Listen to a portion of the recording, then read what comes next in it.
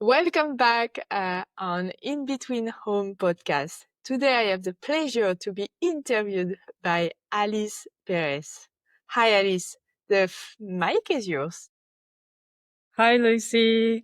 I love the idea of me being the host and you being the guest. So I'm really excited about today's chat. Shall I start? Yeah, let's go. So the reason it came to mind to interview you is one night I was in my bed and I was reflecting on my own self-development journey. And I thought to myself, well, Lucy is someone who has experience in that. So today's topic, everyone, is about self-development and personal growth. My first question to you, Lucy, is can you share a defining moment in your life that sparked your journey of self-development? Yes. What come to my mind is not a funny moment of my life, but it's the day where I knew something needed to change in my relationship with my ex, and we were living in Vietnam, and it was over 10 years ago now, and our relationship was very dysfunctional. I was very unhappy, and I kind of was living a similar pattern as my parents, but everything I wanted in life is not having the same couple that my parents had.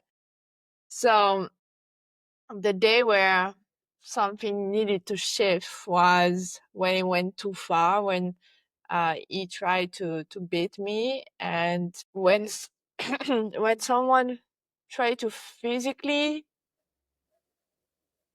abuse you or touch you, I think it was the extra mile. It was like, this is too much. Because I think I really endure and suffer during the relationship of mental, I would say, not abuse, because I don't think abuse is the word, but mental, when someone is really pushing you down. I don't think it was his intention, really, but how I was receiving every single thing is I was never enough. I was never good enough, even at cooking or at work, or even the country where I chose to live, where we moved together, was never good enough. And at that moment, when that night we had another fight, and he tried to physically beat me, I was like, why? Why I'm choosing this path? Why I'm letting this happening to me?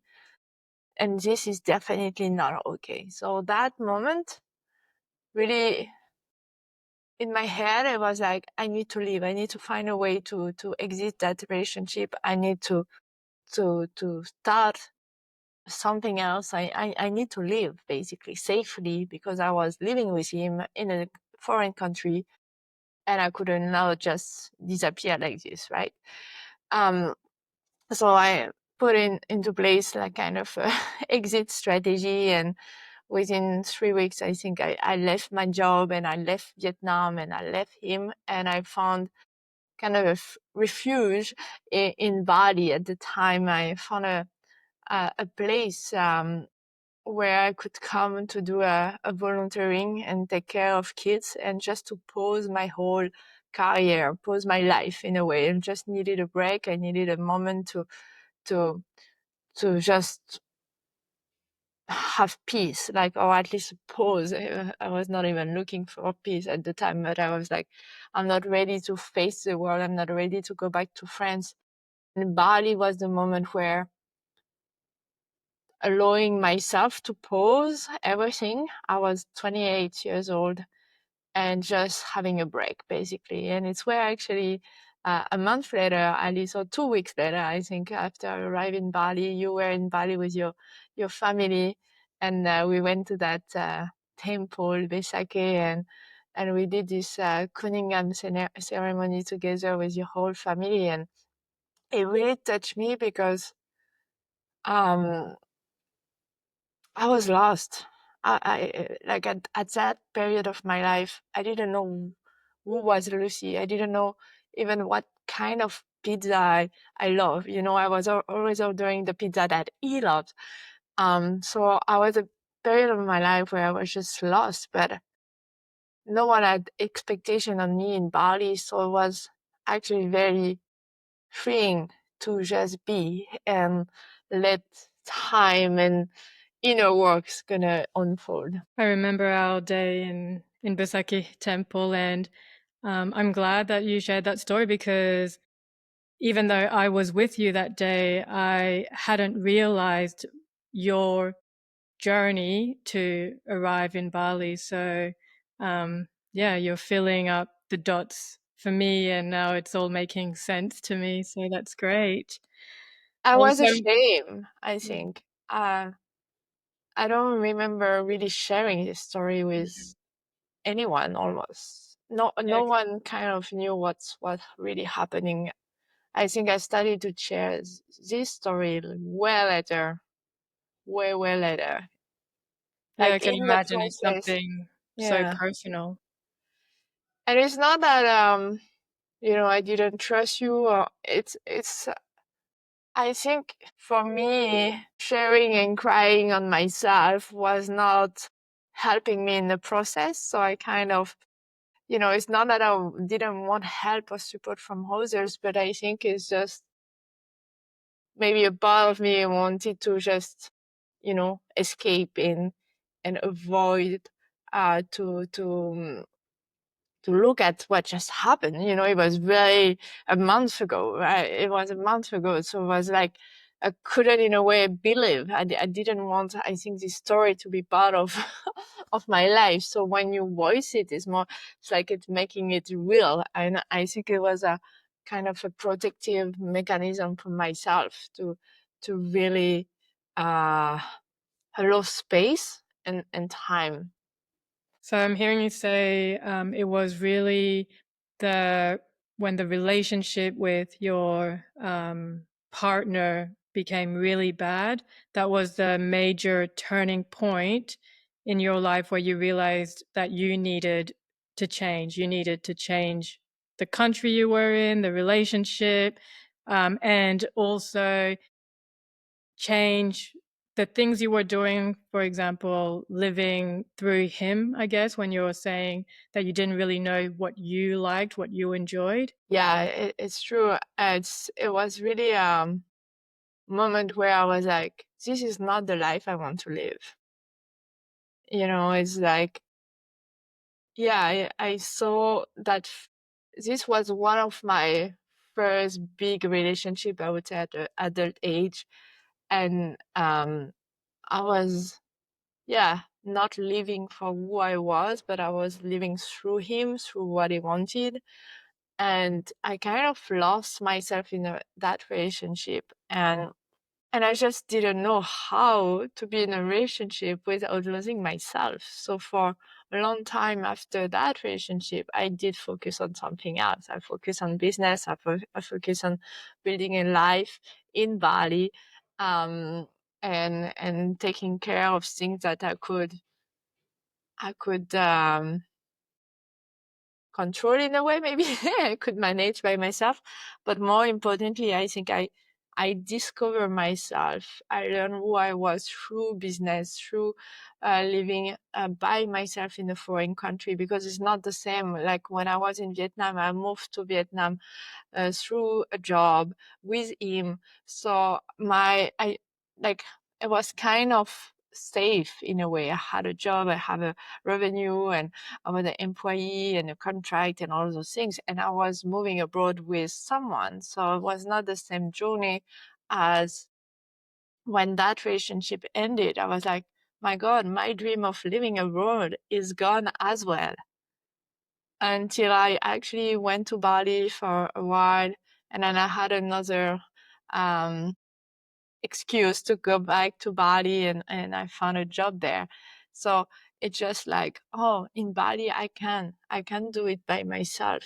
I feel kind of safe, and I really deeply connect with with Bali. So it's kind of allow me the journey of, oh, I can still live a dream that I had to be in a foreign country, and I can do it by myself. So I starting to build that more, I would say, independence and not relying on someone else to do whatever I wanted to do. But for sure, the realization was it's not what I want in life. You know, when your partner physically touch you or something, this is not okay. This is not okay. I had no reason to stay actually, because I had financial situation that I could live. So I was not stuck in that relationship. But yes, a part of me was like, we don't give up on the relationship and we make it happen. But I realized, yeah, when all is wrong, when the ground is wrong, the flower cannot blossom, and you really need to have the good soil and the good seeds to plant to make it happen. So yeah. Hmm. I want to touch on a few things that you said. As you know, I'm a hypnotherapist, so I like to view things through our beliefs. And you mentioned two limiting beliefs that you had. The first one was, how can I be in a relationship without losing myself? And the second one was, can I actually live my dreams on my own by myself? Would you say that's accurate? Those were the two things that in that time felt like, oh, this is a challenge that I have to overcome. Yeah, because it felt at first impossible to be living abroad by myself. So then I shifted it, and for me, the way I shift limiting beliefs is by experiencing it, by, trying. And it's how I kind of convince myself it's possible. So I'm not like just going away and try. I just make some steps toward that. So it's how I think I um, shift things for myself.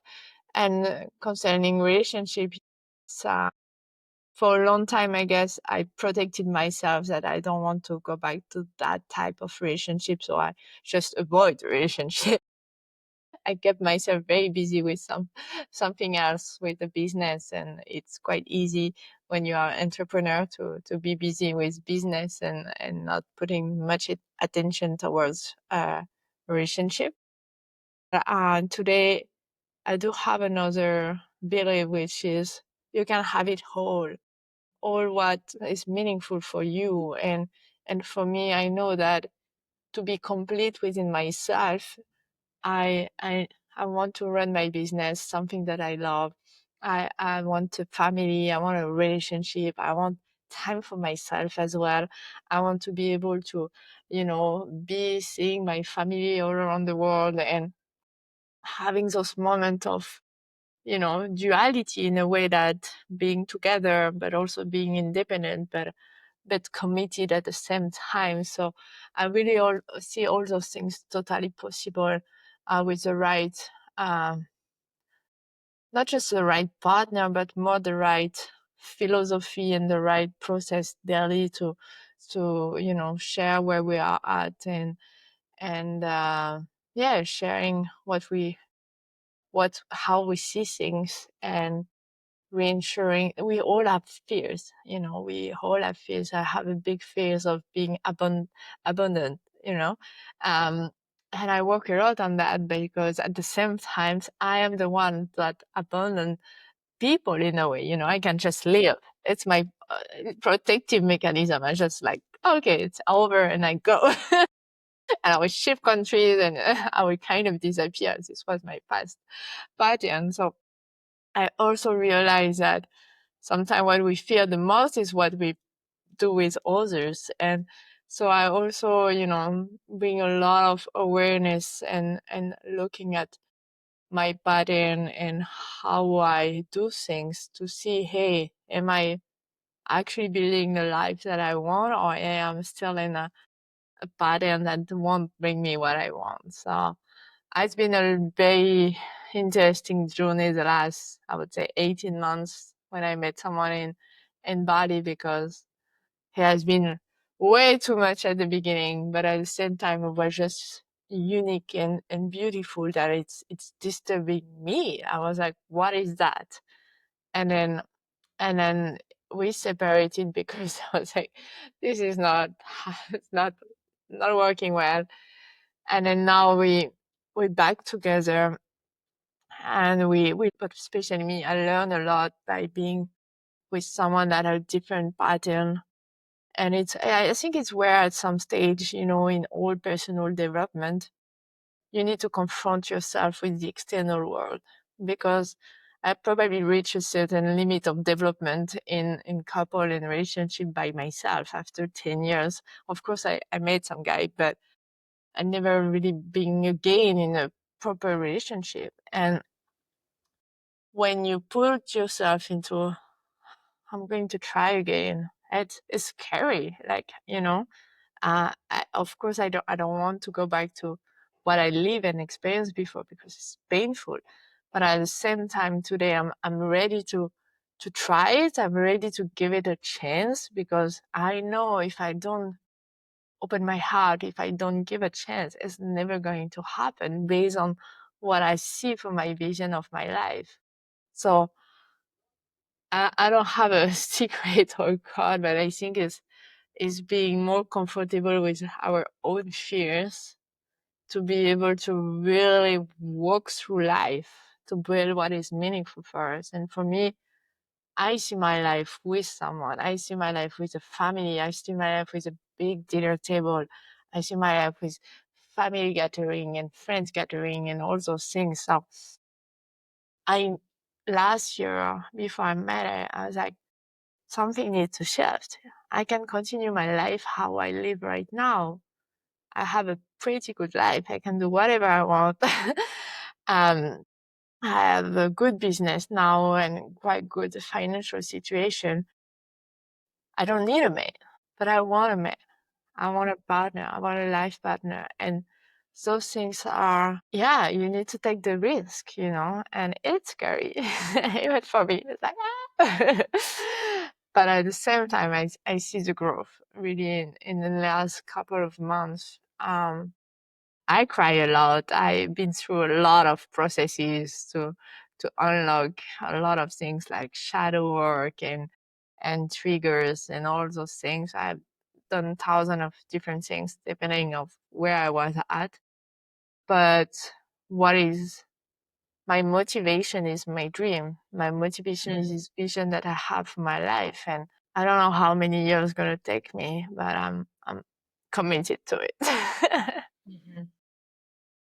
So it sounds like even though the fear is there, your dream is bigger than the fear, and that's what keeps you, I guess, bypass the fear and just do it anyways. Yeah. Hmm. And um, can you tell us a bit more about how you came to the mindset that actually I can have it all? I can have the relationship, I can have the business, I can have my independence. Like, how did that happen? So this was the second big step of my life. During COVID, I was in Australia, and I did my whole life did a 360. Like, I was in a foreign country, a new one. They closed the border. Like, a lot of things happened. I lost 90% of my business. I went back to corporate. I burned out. Long story short, by being Australia, and COVID, I noticed that Bali helped me so much that I forgot to call in my feminine energy. I was a lot in my masculine side, the structure, the finances, the business owner that I was. I was a lot in my masculine energy, and all the feminine, the receiving, the vulnerability, the softness, kind of didn't have it really. And I embarked into a journey of learning and discovering sacred feminine energy. And then I leaned too much into that. And then I fell so much on my business that I was trying to relaunch. And I was like, oh my God, how people do. If I'm just in my feminine energy, nothing great happened in my, I would say, life and material life. But if I'm too much in my material life, it doesn't resonate with who I am today. So I had a battle, inner battle between what I wanted in my dream and a relationship, and also my deepest desire of having a business and being on purpose and passionate about what I do. And it's somehow I was trying to have one, couldn't have the other one, and vice versa, until the day I was like, no, I want it all. I don't want to choose anymore. It would be so much easier if I was choosing one side. That would have made my life way easier. But I know inside of me, it was stronger. It was like, no, you can have a successful business without burning yourself. You can have a good financial position without losing your family connection. You can have a loving partner relationship without losing yourself. So I started to see that I accept within myself that I want it all. And I started to be more, it's not a really balance, but it's more being aware and conscious about how I spend my time and where I spend my energy, and making sure I create space for everything. So I don't work every day. I have time and space for me first as my first relationship. And then I have a space, even when I was single, for potential partner. I had space for family. I spent time going to see my sister, to spend time back home and all of that. So I created space and I organized my time in a way that I can have it all, and it's not a burden. It's not suffering. It's not, I need to sacrifice for one. And since I've done that, I actually have way more result in every single bucket than when I try to do only one. And I know now life is just stopping me straight and punching me in the face if I try to do only one. It doesn't work anymore within myself. So I really need to make sure all my buckets are with me. And of course, there is moment where I focus more on the business, or moment where I will be more focusing on the relationship, or moment I will be more prioritizing myself. But overall, if you look at let's say 1 year, it will be balanced. Everything's gonna be harmonious and peacefully. So it's require a lot of organization and, and time management, and also structuring your business in a way that it's suitable with that. So the way I run my business today is knowing that I'm not working 5 days a week. I'm not working full time. So I organize my business in the same way that it's suitable to my goals. It's where, it's accessible to anyone, but you need to be clear about what do you want. And it's okay if you don't want it all and you just want a bucket or two, but you need to be clear on that, because then after, all your decisions you're making need to be aligned with that. I have business opportunities in so many different ways and shape and form. And sometimes I had to say no because it was not the right time. It was not aligned with what I want in my life.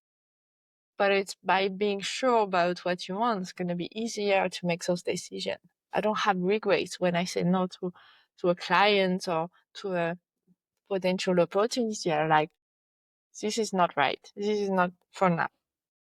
Maybe later, maybe another shape and form. So it's how having it all becomes possible for anyone. Yeah. So getting clear on what you want, and then being organized in your time management, learning to say no to things. And yeah, I like that advice.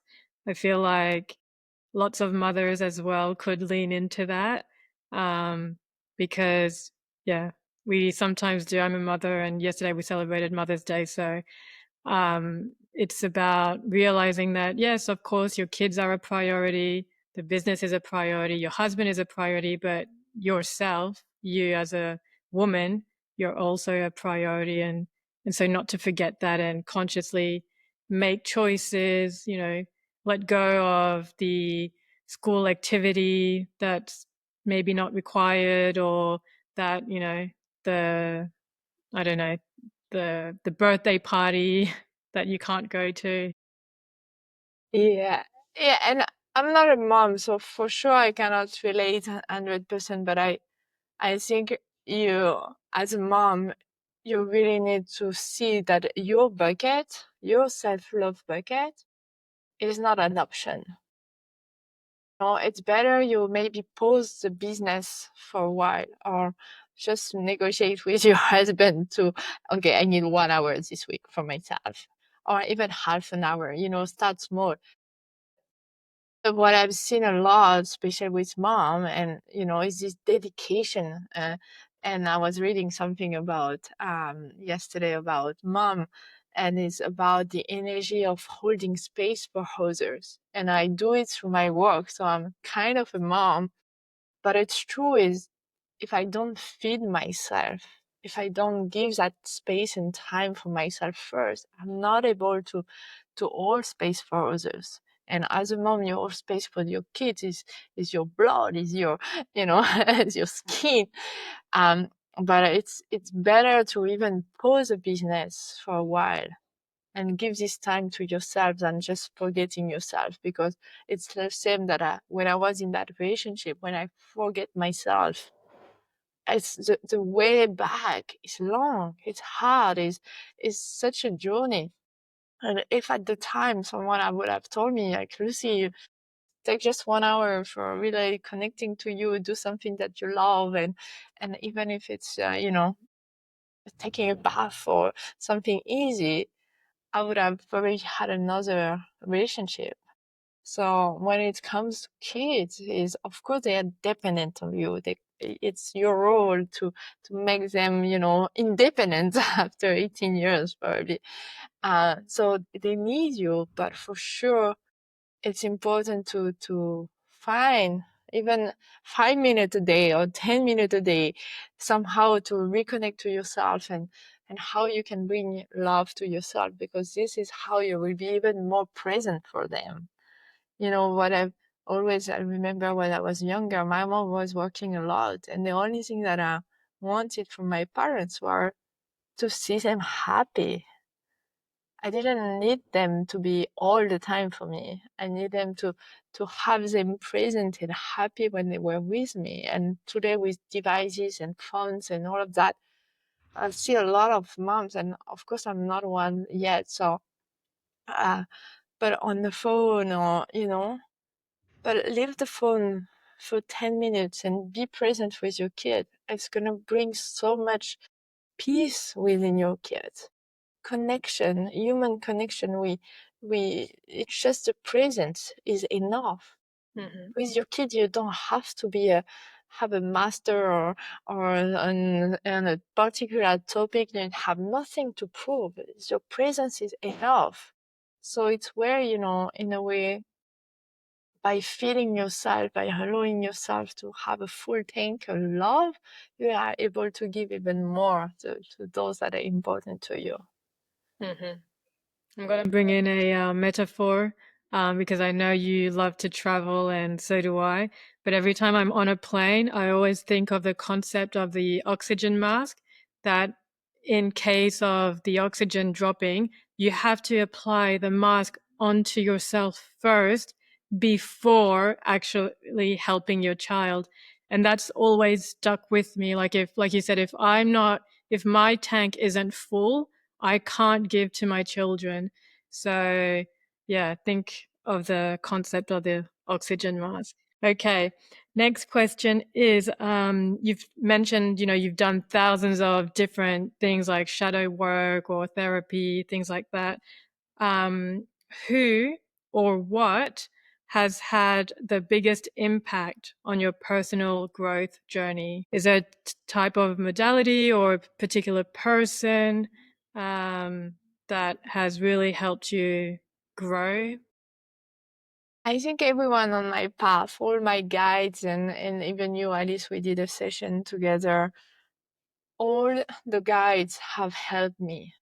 I think it's a very important thing when people do personal development. They need to remember that you may not need the same person for the whole path. Me, I did a lot of coaching. I had coach and I still have coach in different buckets now, but you will find the tools on the way.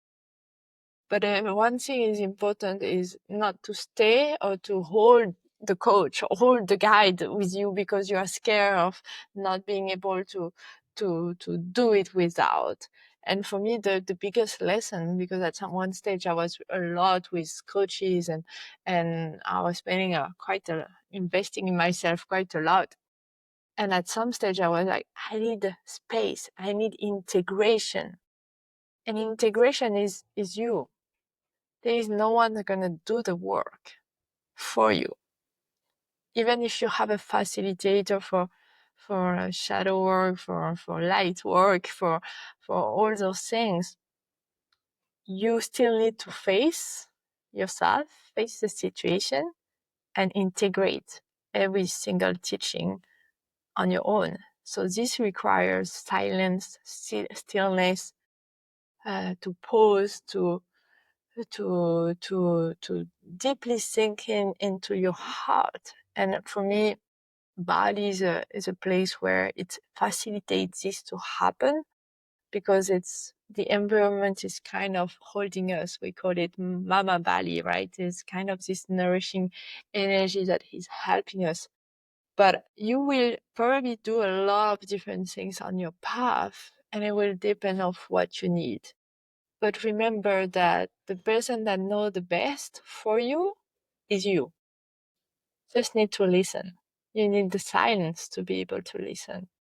So the integration is so important because some people are very good at selling and marketing, and they will keep you in the loop of you need them, you need them, you need them. And me as well, when they helped me so much. And at some stage I was like, hey, I need my independence. I need space to assess where I am now, what I need right now. Don't tell me what I need. You don't know, actually.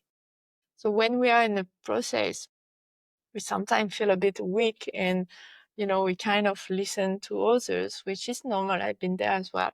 But at some stage, you also need to realize and to trust yourself, your inner knowing, inner self confident that you know the answers. Yeah. I agree with that because actually I always tell all of my clients with who I work that it's not about me. Like I'm just the facilitator. I'm the guide, but all of the answers come from you. So that's really right. We shouldn't be just thinking, oh, I need to find the right person and stick to that person, that whether it's a guru, a teacher, a mentor, whatever that is, it's like the biggest, the biggest guide is yourself, really. And I We are all just noticed, support people. yeah, I noticed after 2 or 3 years, you should be changing anyway, because if they really do well their job, you should have learned and implemented what they are teaching. So you need different steps. And for me, what I'm doing with people is, especially on the finances, is the way I'm teaching them.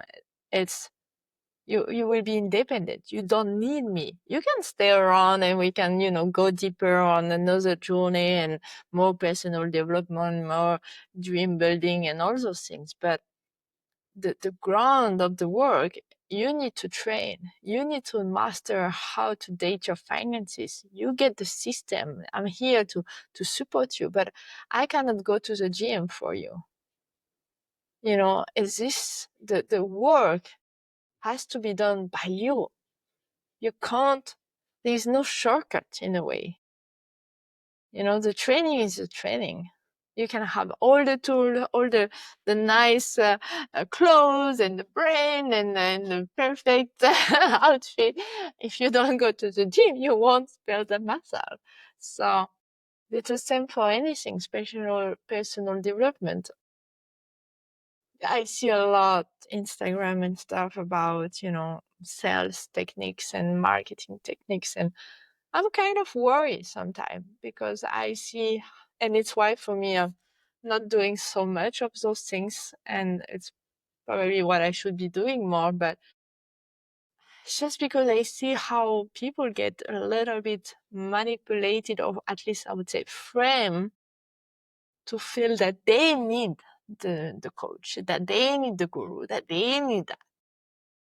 And it's true, we need the person in the path to help us to go faster, unlock some stuff that it would take way longer to do on our own. But you also need to, at some stage, checking with yourself. Am I still doing something because I need that? Or is it coming from a place of I have fears that I won't be able by myself. So you really need to check in with yourself. And for me, this is where I'm really in kind of conflicts with the current marketing techniques, where I don't agree. And I really wish that we can do another type of marketing, which is more for me sharing, like today, sharing who I am, sharing what I do in a different format. And then you decide if you would love to potentially work with me. Oh, or maybe you have a question. Let me see if I can help you. If you don't come to me, I'm not going to go for you. My role is really to, and I think like you, Alice, is to people to know that we exist, that they know what we do. So I'm still, committed to that part, but I'm not here to convince you, because you don't need to be convinced when you know that it's time to work on your relationship with your finances, or it's time to unblock some limiting belief, or your a big work with Alice. Mm-hmm. So just remember that if you seek for support, you will find it. But it's on you to kind of go there and knock at the door, because it's part of the process of transformation to really accept that and face that there's something within yourself you want to change. Mm-hmm. And by doing this first step, you kind of put yourself in a way that you are already ready to make the change happen. So then after is in a way easier. You have less resistance. But if I was coming to you and trying to convince you, pushing you, you will maybe say yes because I'm very strong in marketing. And then something within yourself is going to block you and be resistant to the change. And it's not what we want. Yeah. Yeah, you have to take the first step to feel empowered in this journey and to be committed to that journey. Exactly. And it's a beautiful journey. Yeah. I heard you say you were going to say I've spent a lot of money, and you reframed it to I've invested a lot of money in this whole personal journey. What advice would you give to someone who is struggling maybe to start their personal journey because they have this, belief that no, it's too expensive, it's too much money? What advice would you tell them? The relationship with money and people is quite very interesting. It's part of, my job. And I can see sometimes people saying, oh, don't really have the money, and then the next day they are buying a new iPhone or a new Mac, and they just spend $1,000, $2,000. What is important is not the money. Money is an excuse. If someone tell you, "Oh, I don't have the money," it's because they are not ready. Because transformation and the work that we do on, personal development and growth require commitment. I've done program for free where I was so committed, I get transformation. I've done program that I pay more than $10,000. I also got transformation. So I would say most of the time people are making an excuse with money. But the real question is, what do you want in your life, or what you don't want anymore in your life? And are you ready to make a change? Are you ready to allow yourself, to give yourself the chances to write a different story and a different script for your future? And if you are not, it's okay. Take money as an excuse. But anyone can find the money. I've seen people, even myself, during COVID. I was in Australia. The life was expensive. I sold stuff in my house. I sold my subboard that I was not so much using, but I wanted to learn, but it was not the right time for me. I was like, how I can save money? You find the money. You take a spare job. So when you really want something, when you're at the point where it's time for you to make the step, money is not on the way. Never. If money is on the way, it's because first you are not ready, or you really need to have a look to your financial situation.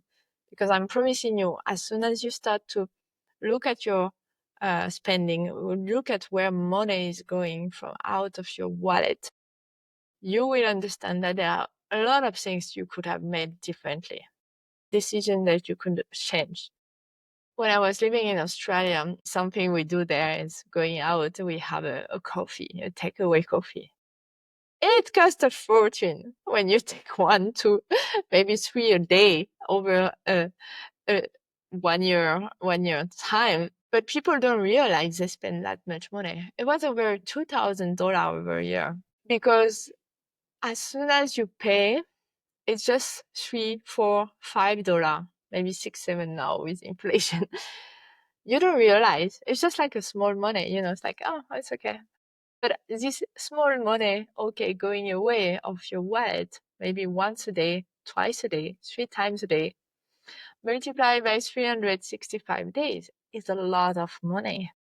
So it's where, when you don't have the money, or when you are really struggling financially, or when you need to find money to invest in a personal growth and invest in your future, start opening your bank account and have a look where your money is going, and commit to yourself to, hey, from today, I'm making another decision.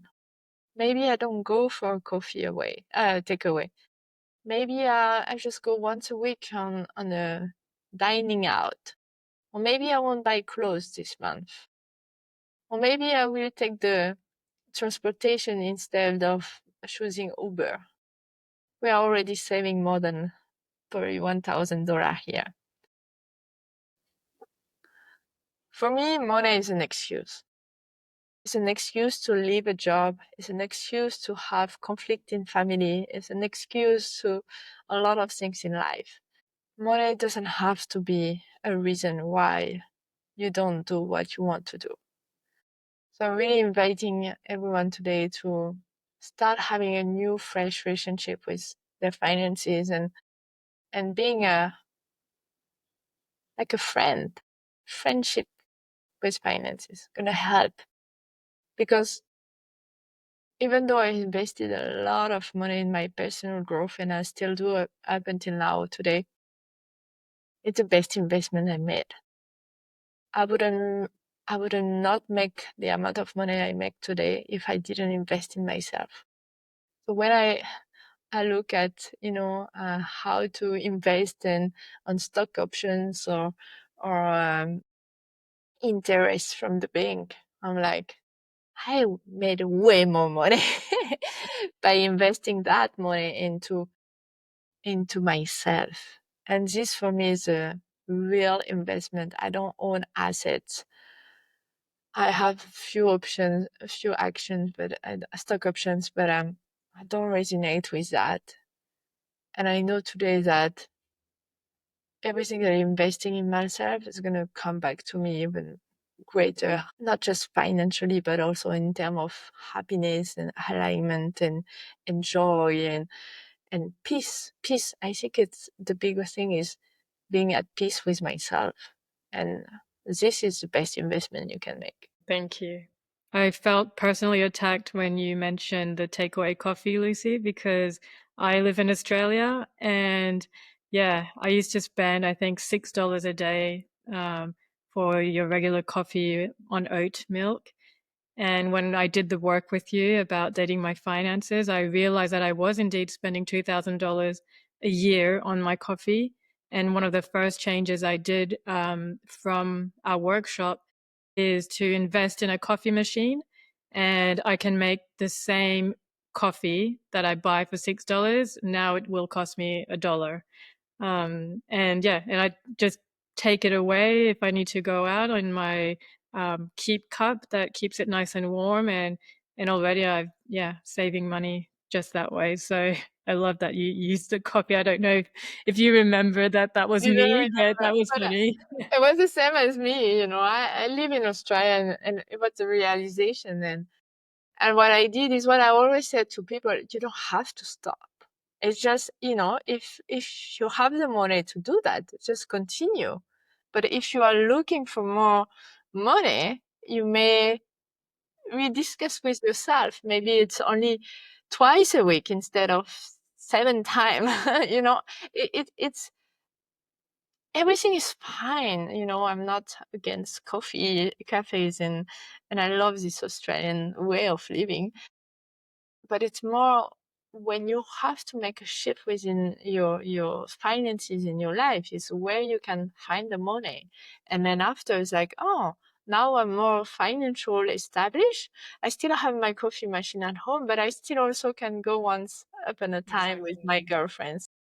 And it's nice, it's having more choices in life. Yeah, that's it. It's about, I guess, spending your money consciously as well.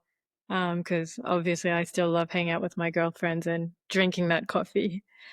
Okay, my last question, Lucy, for you is what's something you are still working on or learning about yourself today? Say love relationship is still on the top of my list because for me it's still a subject that is quite fragile and where I'm feeling I'm really a student and okay. And then the other part is business in a really conscious way of keeping myself very aligned with the message I want to bring. And I'm like, okay, I want to develop my online platform and I still haven't done it. So I'm observing all of that, but at the same time it's moving because I also have a few other projects on the side. And I feel like currently this year, everything is kind of still not super organized, but things are moving and it's probably not the year to put everything super organized. And I'm like, I'm getting there and I really want to write this book. This has been coming up lately. I'm like, I need space and time to write a book. And I'm like, okay, how I can potentially start to put this on my calendar to organize myself through that.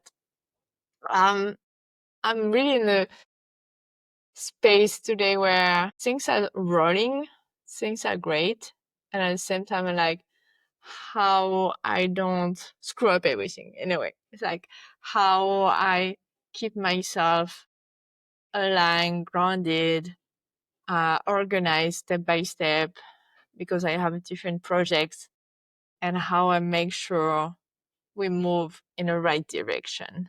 So it's I think it's what comes when you don't struggle anymore. You have those opportunities are here, and now you need okay how to find a new flow. I think it's always the thing is flow is gonna change every year.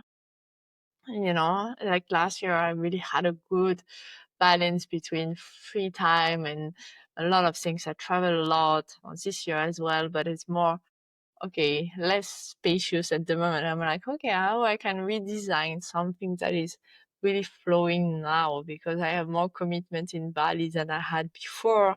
People are waiting for me, and I'm like, it's a beautiful project.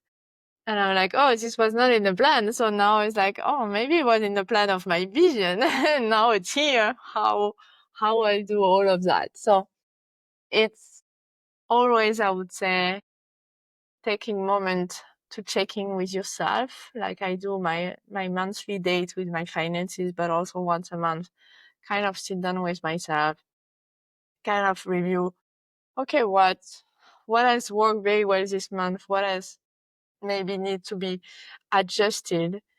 And I'm still aligned with where I'm heading. And it's making those small adjustments every month that actually shape it well.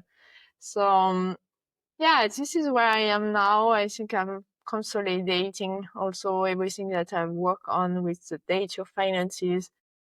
I created a lot of things, but nothing is really online and asset available yet. So this year, my aim is really to make things available to people, also more affordable, because before I was exclusively doing one-on-one coaching, and now I want to support people that have less financial stability, I would say, to really shape this new relationship with their finances.